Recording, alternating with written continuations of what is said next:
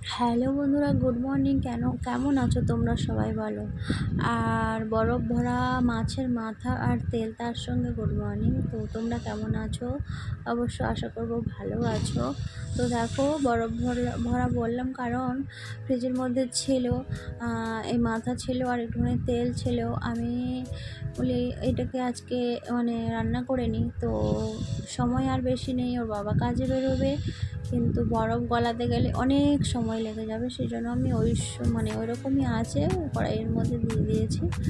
তো আমার ছেলের দুধটাও দিয়ে গেছে সকালবেলায়, আগে ভাত টাত হয়ে গেছে, ভাত ডাল ডিম সেদ্ধ এগুলো করেছি। তো দুধটা ওইদিকে বসিয়ে দিয়েছি আর ঢাকা দিয়ে রেখেছি, কারণ মাছের ওগুলো না বড্ড ঠিকরে ঠিকরে আসছে আর ওই দুধে পড়বে, সেই জন্য ওইদিকে একটুখানি ঢাকা রেখে দুধটা কমিয়ে রেখেছি। আর ওই বেগুন আলু অল্প একটু উচ্ছে ছিল, এটা দিয়ে ওটা হচ্ছে চচ্চড়ি বানাবো, আর খেতে হেভি টেস্টি হয়। তোমরা যারা খাও হয়তো জানো। এই দেখো বিছানার অবস্থা, মনে হচ্ছে না যেন পাহাড় পর্বত পুরো এলোমেলো এলোমেলো। বিছানায় পেপার থাকলে না বিছানার তো এমনি এলোমেলো হয়ে যায়, খুব একটা ভালো করা যায় না। কিন্তু বাচ্চা আছে, পেপার তো রাখতেই হবে। তারপরে বিছানা আমার গোছানো হয়নি এখনও, এদিকে হয়ে গেছে। দেখো এই যে বললাম না, ভাত আর মুসুরির ডাল আর ওইখানে মাছের ওই তেল দিয়ে আর মাথা দিয়ে বেগুন আলু চচ্চড়ি বানাচ্ছি, আর ডিম সেদ্ধ আছে। আজকে আর বিশেষ কিছু বানানো হয়নি। এদিকে দেখো অনেক জামা কাপড়, এগুলো ভেজাবো, আরও আছে, বিছানার দিকে নামাবো, বাইরে আমার ছেলে আছে। তো শুধু এতেই শেষ নয়, প্রচুর জামা কাপড় প্রত্যেকদিন কাচতে হয়। ছোটো বাচ্চা হলে যা হয়, মনটা ভালো শুকিয়ে যাবে, কারণ রোদ্দুর আবার খারাপ হচ্ছে কেন, ওই দেখো একটা মেঘ।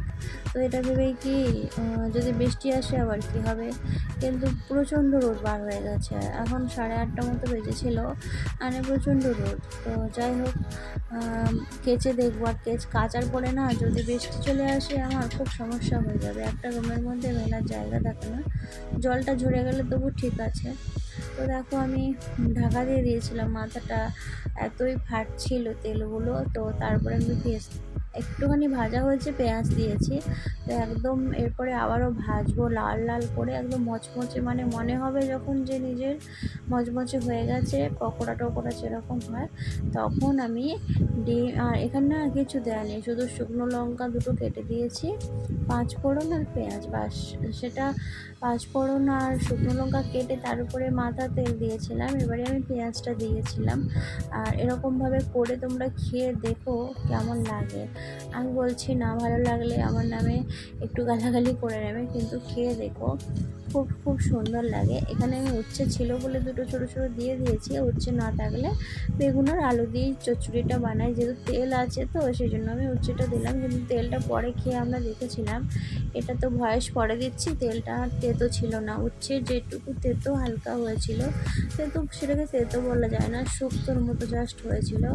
খেতে কিন্তু খুবই সুন্দর হয়। তো বললাম না, মশলার মধ্যে আর কিচ্ছু দেবো না, ওটাই বাস, ভাজা ভাজা করে একটুখানি জল দেবো, হয়ে যাবে।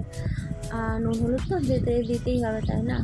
আর এই দেখো অক্ষয় তৃতীয়ার পরে, অক্ষয় তৃতীয়ার পরের দিনের ভিডিও এটা।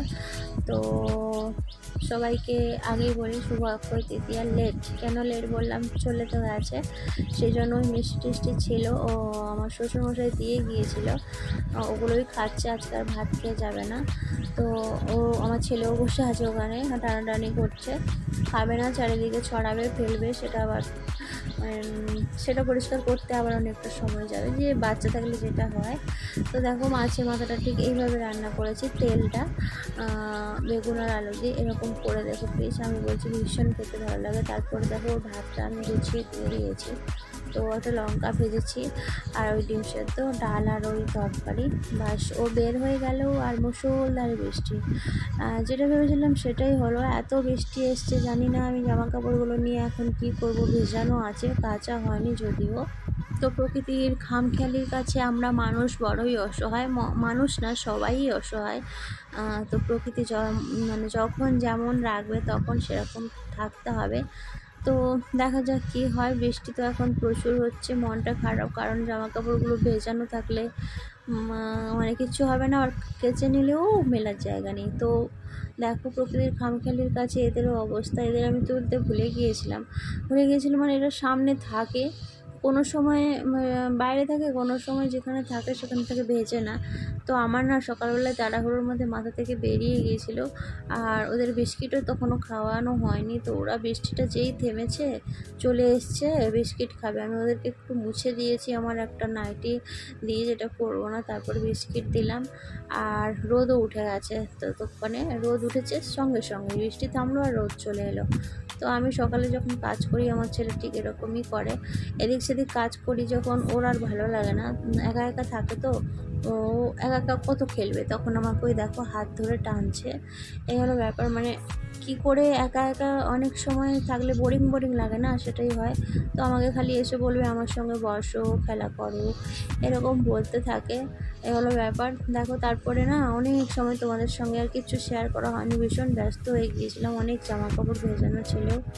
ওইদিকে ঘরের বিছানার অবস্থা, হ্যান ত্যান, ঘর মোছা, বাসন মোছা, এগুলো ছেলে সামলানো, খাওয়ানো, ঘুম পাড়ানো। তারপরে আমি এলবি করছিলাম, সেই জন্য আরও কিছু এলবি করছিলাম বলেই, ফোনেই তো সব করি, আমার একটাই ফোন, সেই জন্য না আর তোমাদেরকে কোনো কিছু শেয়ার করা হয়নি। এটা হচ্ছে রাত্রিবেলায়, প্রচুর বৃষ্টি আবারও হচ্ছে। তো সারাদিন বৃষ্টি কেচেছি, ওইগুলো ওই অবস্থাতেই বালতিতে আছে। তো যাই হোক, ভীষণ বিচ্ছিরি গন্ধ করবে। আর এইদিকে দেখো একটা ডিম আমি সেদ্ধ করেছি, এটাতে না চা বানিয়েছিলাম, তাতে একটা চায়ের পাতি ছিল, তাতে জল দিয়ে ডিমটা সেদ্ধ করেছি, আর ডিমটা ফেটেও গেছে, বিচ্ছিরি একটা অবস্থা হয়ে গেছে। তো ওই ডিমটা আমি সেদ্ধ করেছি, ওর বাবা রাতে 3টের সময় আসে, তো খায়, প্রত্যেক দিনই রাখি প্রায়।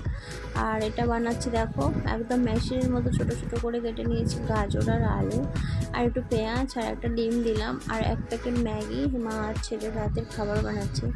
আজকে আর ভাত রাতকে চুরি টুরি বানাইনি, ভালো লাগছে না, এত বৃষ্টি হচ্ছে। আর এলবি করছিলাম, অনেকক্ষণ বকেছি, প্রায় 11টা থেকে 5টা পর্যন্ত। তারপরে না বেশি বকলে মাথাটা ধরে যায়, মানে কথা বললে, তো সেই জন্য আর কিছু কী খাবো ছেলেকে কী খাওয়াবো এটা ভাবছিলাম। সন্ধ্যাবেলায় চা বিস্কিট খেয়েছিলাম। তো তারপরে দেখো ম্যাগিটাকে এইভাবে বানিয়ে নিচ্ছি চাউমিনের মতো করে। আর 1 প্যাকেট ম্যাগি মা ছেলের হবে কি হবে না জানি না, আমার ছেলে হয়তো খাবে না, তখন আমার বেশি হয়ে যাবে। ও যে কী খাবে ভগবানই জানে। ম্যাগি তো বানাচ্ছি কিন্তু খেতে চায় না। আর এই ম্যাগি বানাতে বিশেষ হলে 15-20 মিনিট লাগবে এরকম, কিন্তু আমার অনেকটা সময় লেগে গেছে, কারণ আমি এটা বন্ধ করে বারবার বানাচ্ছি। এই যে গ্যাসের এই পাশেই আমার ছেলে না দাঁড়িয়ে আছে চেয়ারে, দেখো হাত বাড়াচ্ছে, কোন সময় কড়াইতে হাত দিয়ে দেবে, খালি বলবে কী রান্না করছো দেখবো, যা রান্না করবো ওরকম দেখতে চাইবে। একদিন তো গরম লুচি ভাজছিলাম, তেলেই হাত দিয়ে দিয়েছিল। তো সেদিনের কথা কোনোদিনও ভুলবো না। যাই হোক, আমি যখন বললাম যে শোনো তুমি সবাইকে টাটা করে দাও, আমি ব্লগটা এখন শেষ করে দেবো আমার ভিডিওটা, তো ওকে বললাম শোনা তুমি সবাইকে টাটা করে দাও, ও টাটা করছে। আর আমি ওখানেই ভয়েস দিয়ে দিয়েছিলাম। তো আমি বললাম দেখো তোমাকে না সবাই বকবে, তুমি রান্না দেখছো, মাম্মাকে বিরক্ত করছো, দুষ্টু করছো। তখন বলছে আমি বাবা নেমে যাই বলে না এভাবে নেমে যাচ্ছিল চেয়ার থেকে। যেই আমি বলেছি সবাই বকবে। তো চলো সবাই ভালো থেকো, সুস্থ থেকো, টাটা। আজকের মতো এটুকুই তোমাদের সঙ্গে শেয়ার করলাম।